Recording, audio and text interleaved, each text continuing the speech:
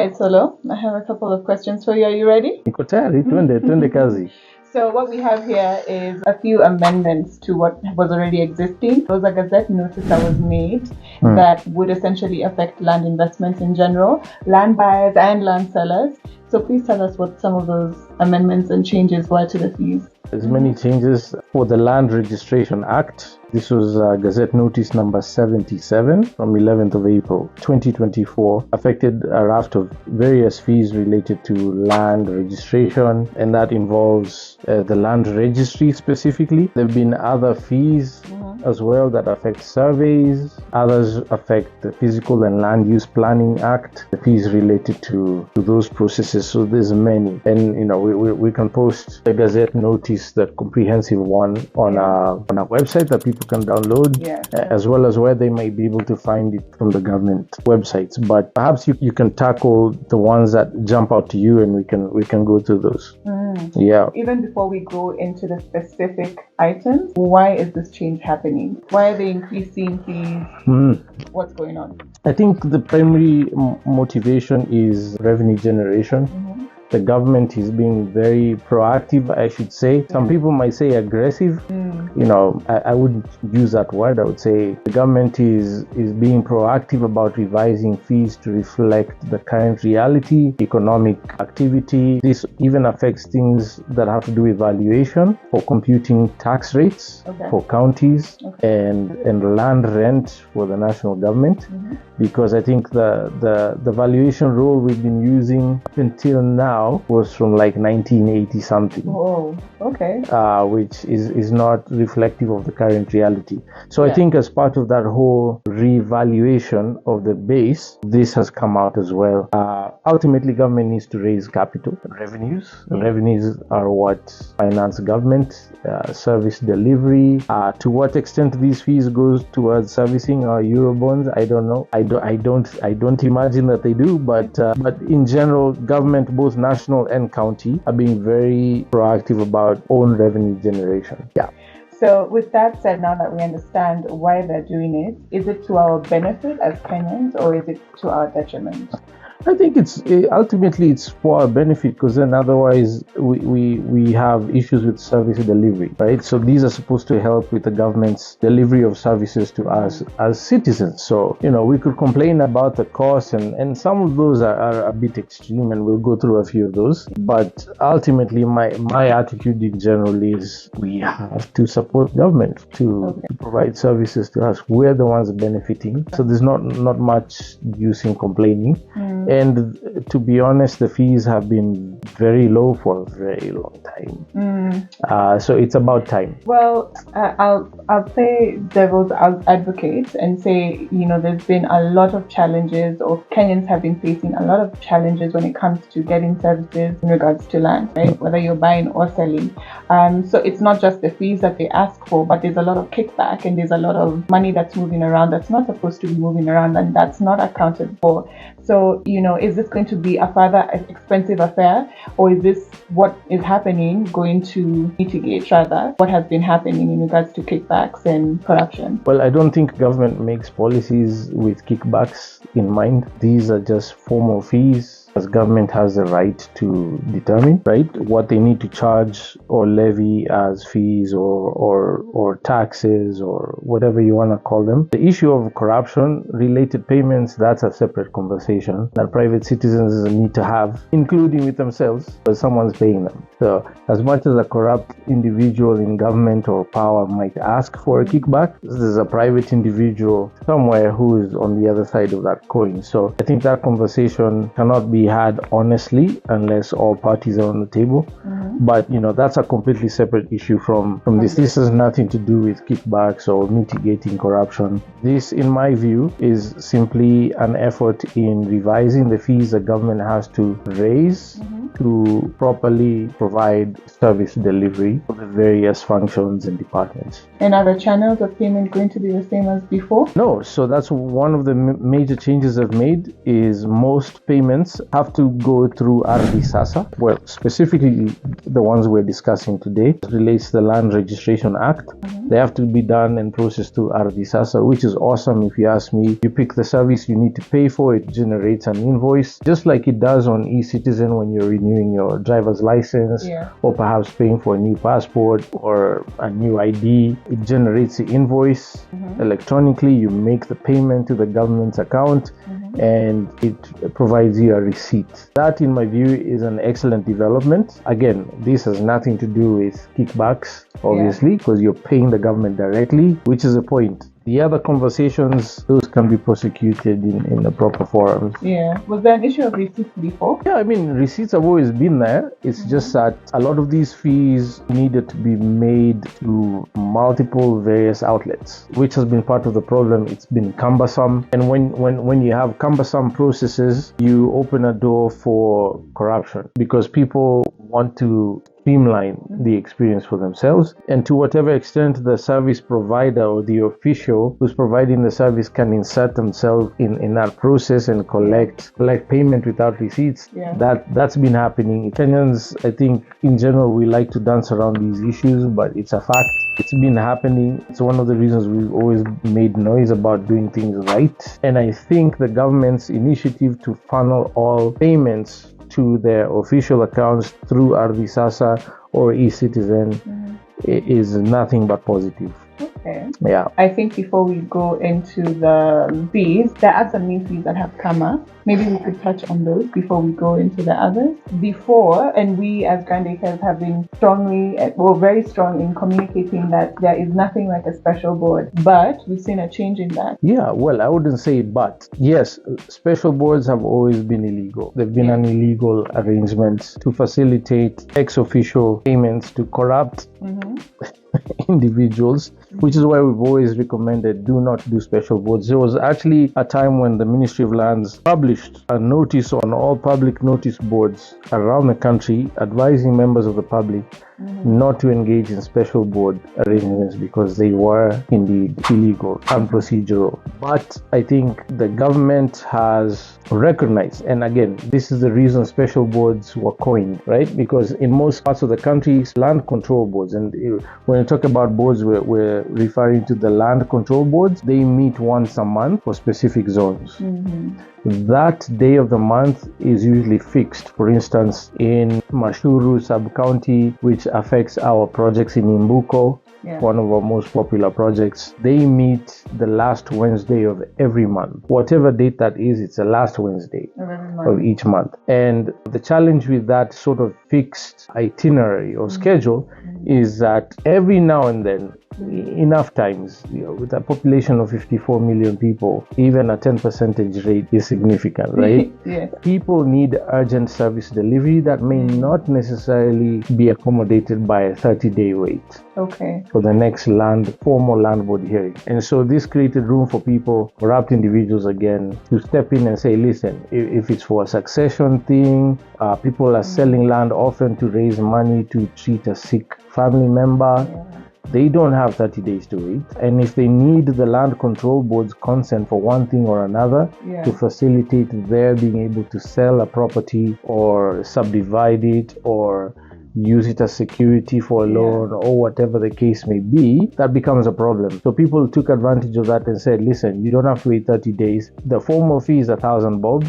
Just, give us 5,000, 10,000. We once got asked to pay 15,000 for a special board, which of course we didn't pay, but that fee could be as high as the individual is motivated to pay to solve their problem. And they would backdate the consent to the last formal hearing to make it look official. The challenge with that was, and we've talked about this enough times, you don't have a receipt from the government office that they have received your payment on that particular day, especially if it's a week, 2-3 weeks after the last formal hearing.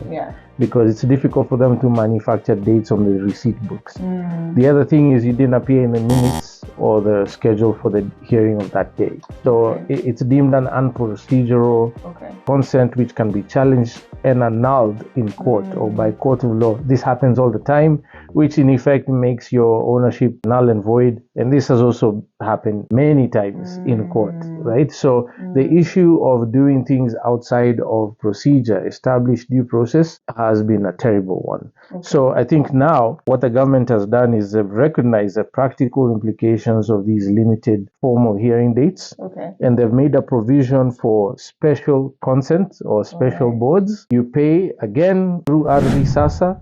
You're paying the government, not a corrupt official. Not an individual. Yes, you're paying the government through RD SASA. You click on the service you want to pay for. I don't want to wait 30 days for the next formal monthly hearing. I want to pay for a special board of special consent. Yeah. You pay 10,000 shillings is the official fee to the government. They issue you a receipt and you get your consents or comments from the necessary board members to facilitate your movement on that transaction. So this is 10,000 for maybe if I have 5 titles? So it's 10,000 for each property. For each property. So for each title. Yep. All right. Okay. And so before, there only existed the land control board consent, just the regular one. I recall that they were 1,000 bob per title. Yes, it's 1,000. It's been 1,000 shillings up until recently for each title. Yes. Yeah. So if you have 100 titles, your companies like ourselves who are in the business of subdividing larger blocks of land, you're looking at 80, 100,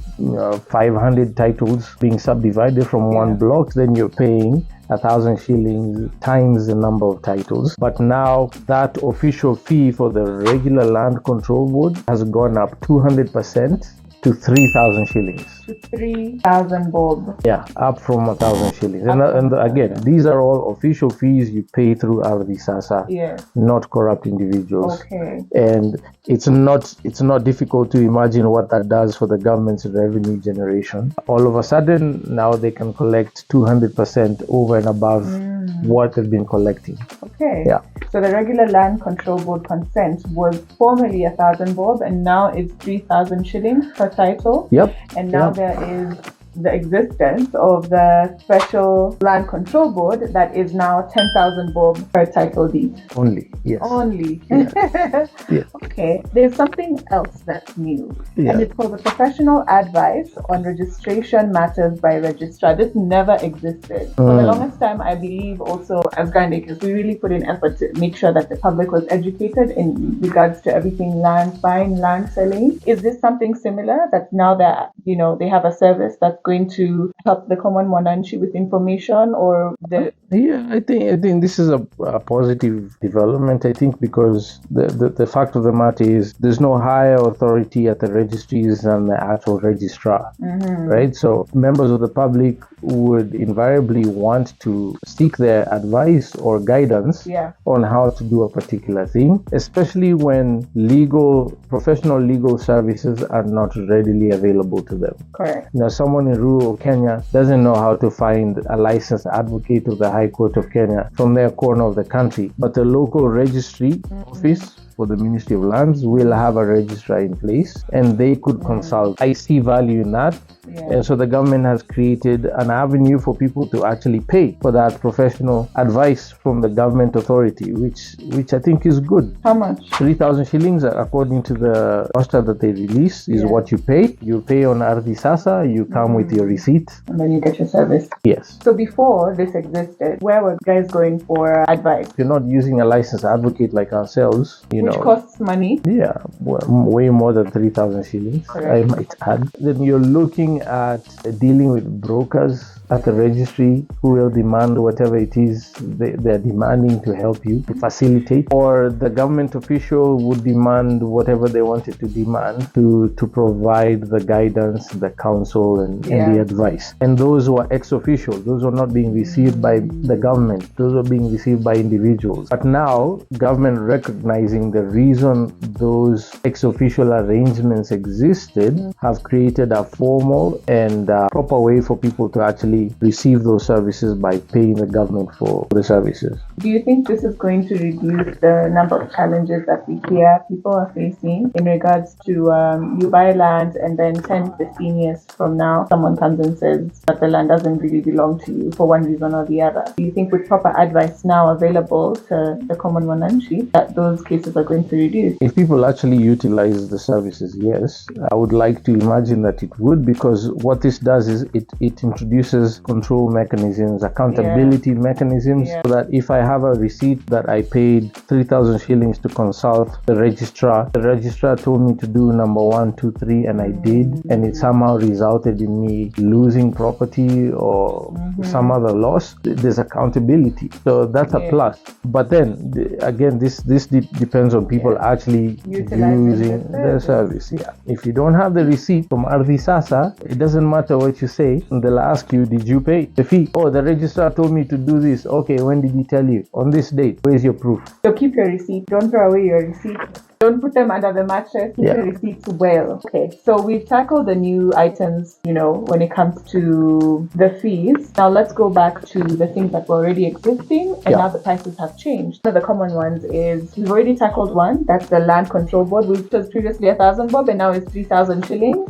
And then now we have the searches fee. Searches, the common thing when you're doing due diligence, first thing you do is perform a search at the registry, which will provide you the current status of the property. That's what a search is. You fill an application form, you pay the fees, you submit it with the accompanying documents. Typically, it'll be the ID of the person conducting the search, or their credentials, and the registrar will produce a search certificate, is what it's called. It's usually a piece of paper like this. One side says application, the other says certificate. You apply on this side, and they provide you the report on the other face of the paper. So that used to be 500 shillings. At some point, it was actually made free. President, His Excellency, the former President Uhuru Muigai Kenyatta, in his second term, abolished such fees to streamline or increase ease of doing business in the country. Noble idea, but I think the mechanics were not well thought out, because being able to pay for a fee officially and getting a receipt has been critical to accountability. Again, how do I prove that I actually conducted my due diligence before I engaged in a transaction that led to my loss or someone else's loss? If you don't have those, it becomes a problem. So the current administration has reintroduced the fees, which I think is good. If you look at the videos we did back then when they made it free, I actually made this comment on record that I thought it was going to be a problem. It was only going to increase incidences of fraud and loss, because you've removed that simple accountability mechanism. There is no record. Now it's back, and the new administration, His Excellency President Ruto's administration, has brought the fees back and revised them upwards to 1,000 bob from 500 previously. So that's gone up 100%. So the searches was 500 bob and now it's 1,000 shillings. Only. And then we go to the registration fees. Yes, so registration fees are the fees that you pay the registrar, the Ministry of Lands Registry, when you submit documents to do, say, to register a charge on a title because you've borrowed money from a bank and they need to register a charge or a lien. In the US, in the Americas, and maybe in UK, they call them liens. Here we call them charges. If you want to register the transfer of the property from yourself to another individual, you want to add someone else onto the ownership, whatever it is you need to get registered officially on that property, that's what registration fees are. Gone up again. Previously it was 500 shillings. Now it's gone up 100% to 1,000 shillings. The registration fees again from 500 bob to 1,000 shillings. Okay, so we have the resubmission of documents. What does that mean? When does this apply, and how much was it, and how much is it now? So resubmission of documents would be necessitated. Say you've paid the registration fees we just discussed to submit or to lodge your documents to effect a transfer. Say we're transferring property from Grand Acres to you as a customer. The lawyer would lodge all the necessary documents. In general, in totality, they're called completion documents. You lodge them with a registry, you pay 1,000 bob. They come back and say, you're missing 1, 2, 3, this is wrong, go and correct. They would release those back to you, okay? You would need to obtain the necessary missing pieces to your completion documents and resubmit. So when you're resubmitting, you pay another 1,000 shillings. Okay. Previously, again, it was 500. Okay. It's been revised upwards 100% to 1,000 shillings. 1,000. Yeah. So in some instances, you might find if you have all your documents the first time, you don't have to resubmit your documents. In terms of? It's not a process that's always going to apply to everyone. No. I mean, if you put your completion documents properly, it shouldn't occur very often at all, but it does happen. There's an issue that needs to be addressed by you as a person submitting. Your lawyers are doing something. In some instances, I'll give you a scenario where, say, we're selling a property to you, and in our sale agreement,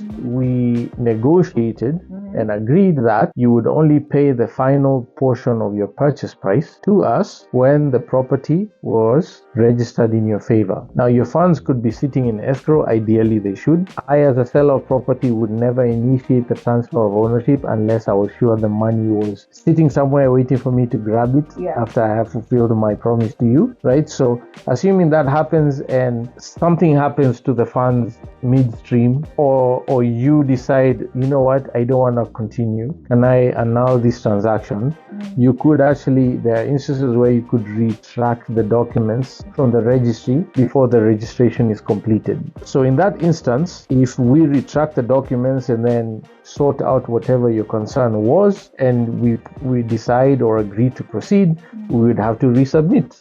Then you still pay the 1,000 bob. It's essentially, it's a registration or submission fees being paid again at every point that you're delivering these documents into the custody of the registry. For them to act on, you have to pay a fee, which is why it's called a resubmission of documents. Okay, so the issuance of the title deed and the certificate of lease. I know previously that this cost 1,000 shillings, and now tell us how much it is. Well, according to the new schedule, it's gone up to 2,500 shillings. That's crazy. It's 150% up. The percentage increases are significant and are raising a lot of eyebrows. But again, I think people just need to keep in mind that all these things, these services, the processes, they cost money. It's not cheap. The personnel needs to get paid. The buildings they work in have to be serviced and kept in good working order. In the case of Land Control Board, they have to pay these individuals who are giving of their time. These are private citizens. Majority of the people who make up the Land Control Board are private citizens giving their time and efforts. They have to be paid sitting allowances. Everything costs money. So in that context, it's not unreasonable. Okay, so the issuance of the title deed, I think maybe for somebody who's not very clear about the importance of it, do you mind explaining? Yeah, I mean, you've registered documents for subdivision. They have to produce new title deeds. So, for instance, we just sold out on Mbuko 6. It's a 10-acre block where we're splitting it into 9 parcels of 1 acre each because we lose an acre to access roads and so on. We're creating 9 new titles out of 1. Issuance of title deeds falls under that. Same with adjudication. Properties that were under trust lands that get allocated to private citizens because they are the descendants or the ancestral owners of these lands, like is happening in Malindi and other parts of the country. They have to issue new titles. So these are the fees related to that. And to be honest, if you look at it in the context of the fact that you're getting a title deed, even if it's a plot of 50 by 100, what's 2,500 shillings to get ownership documents for a valuable, hard, immovable asset like land? So in that context, again, it's not unreasonable. Okay, to the next item that has been a very interesting conversation. I mean, I've had this conversation because it's the first time that I was hearing about it and just hearing the different scenarios that it does apply. This is the cautions and restrictions. So a caution is basically a comment registered on the green card of the property. Not on the title deed. Depends on the type of title. So if it's a freehold title, it goes on the green card. Okay. If it's a certificate of lease for leasehold titles, it goes actually on the on both, on the green card and the actual title in the schedule. Okay. So, for instance, this is one I actually advise people who are holding land for the long term to do. Say you've bought a piece of land, you intend to hold it for as long as you're going to be alive, to pass it on to your children or grandchildren for the period of time that you're not developing it, right? Because at the point that you're developing, you need permits and things that cannot be received without the caution being removed, right? So a caution blocks any transaction on a title to a property until it is removed by the person that registered it. So you're owning the land for as long as you intend to be alive. So I always tell people to avoid issues around fraud happening at the registries where someone is eyeing your property. They're a powerful individual. This has happened. I'm not picking theoretical examples. There's many cases even in the news today where someone thought they owned a property. Turns out it got registered and transferred to someone else without their knowledge. In order to prevent or make it more difficult for that to happen, I always recommend to people who are going to hold land for the long term to register a caution on the title deed themselves. So you just pay a fee. If it's freehold, you may need to get Land Control Board consent to register the caution, and the lands registrar will record that caution. It actually is stated there, caution by whoever, and nothing can happen with that title deed unless the person who registered the caution removes the caution. What about also, if they want to start building or whatever, do they have to remove the caution, or it can happen while the caution is still in place? So if you're financing the construction on your own and you're not borrowing and you don't need anything to happen with the title deed, it can remain. But if you're going to borrow money from a bank and use the title as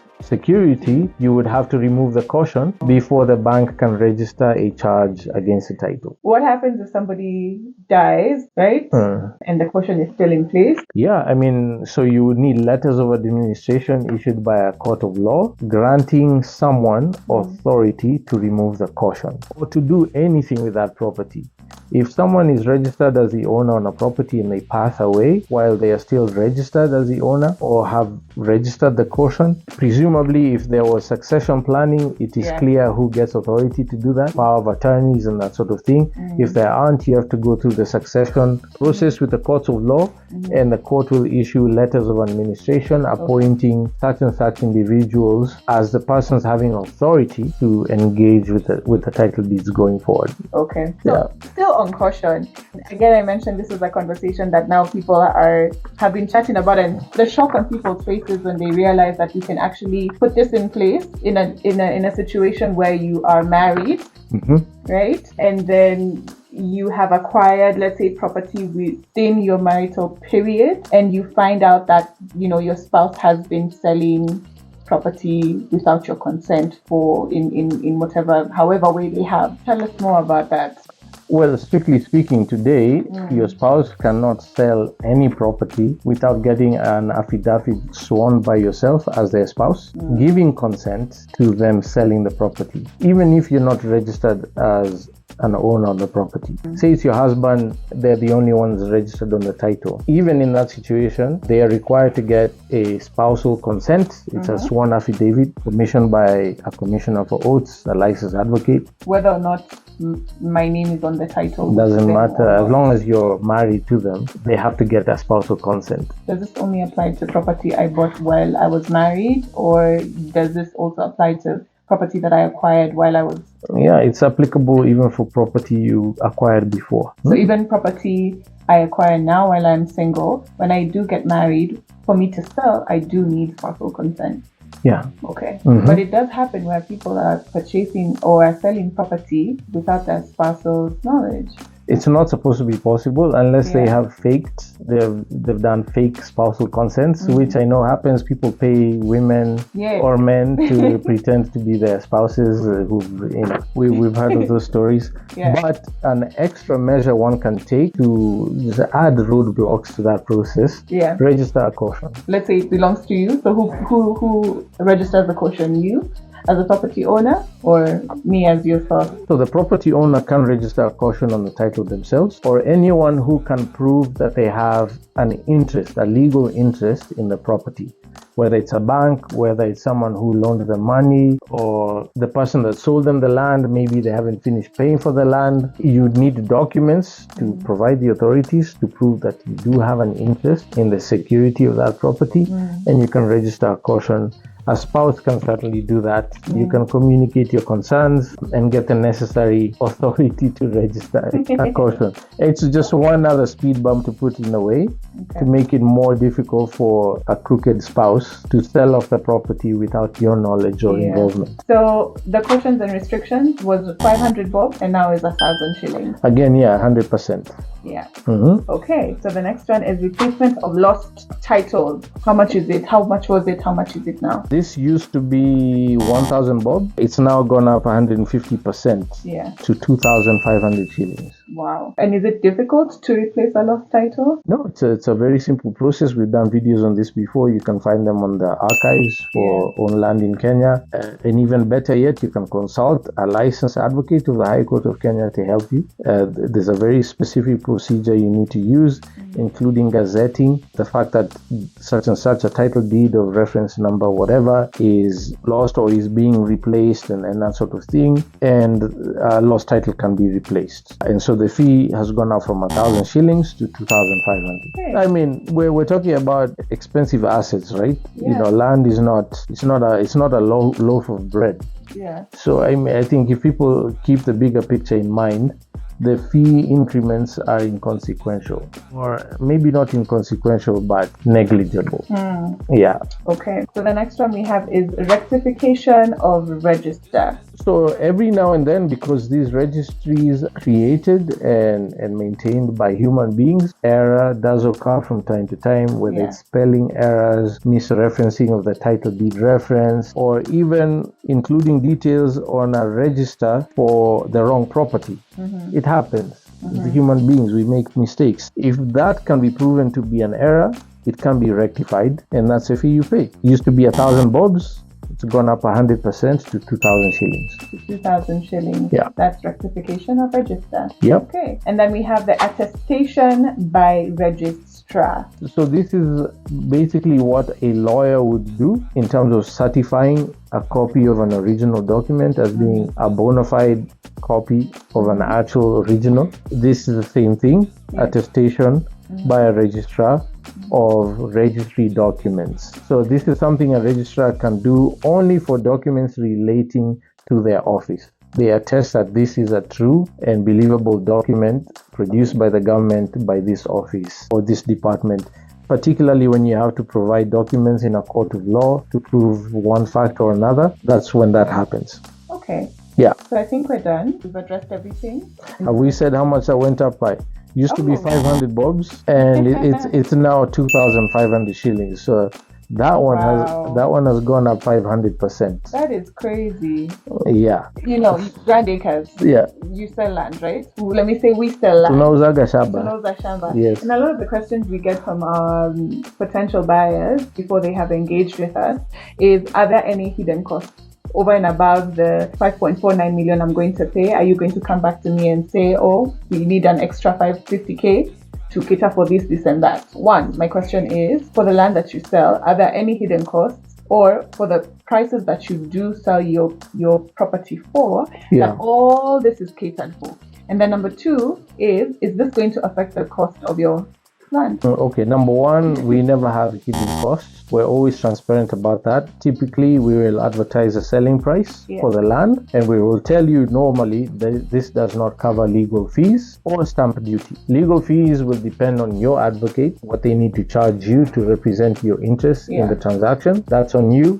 So our price is not inclusive of your legal fee to your lawyer. Also, you need to pay a transfer tax, otherwise known as a stamp duty, to Kenya Revenue Authority to effect the movement of ownership registration from ourselves to you or vice versa. That fee is typically paid by the buyer, the transferee, not the transferor. Remind us how much percentage that is. So for freehold land, it's 2%. For leasehold, it's 4% of the value of the property. And that can either be determined to be the same as a transaction value or less or more. And that is determined by the government valuer. Okay. Yeah. will your properties be going up? No. The changes. I mean, we're selling you a quarter acre at Rustling Dawn for 5.4 million shillings only. What's the biggest of these fees? 10,000 shillings for special consent is, again, immaterial. Yeah, and if we do require you to pay, we will tell you long before we formalize the transaction with a sale agreement. It will make up part of the clauses of the sale agreement. So we hope that this is actually going to be to our benefit. Now that we guys are paying to ASISASA, getting the receipt, we hope it's going to work out. It should help. For sure, it will help government raise more revenue. That's necessary for them. It's our government. It's our country. We get to live in peace and transact and pursue happiness and all that. Pay the fees. To what extent it's going to cut down on corruption, we wait to see. But for sure, there's an extra measure of accountability, which is only a good thing. So let's wait and see. Thanks for your time, Solo. Karibu. No shortcuts. Pay the fees. Work with licensed professionals.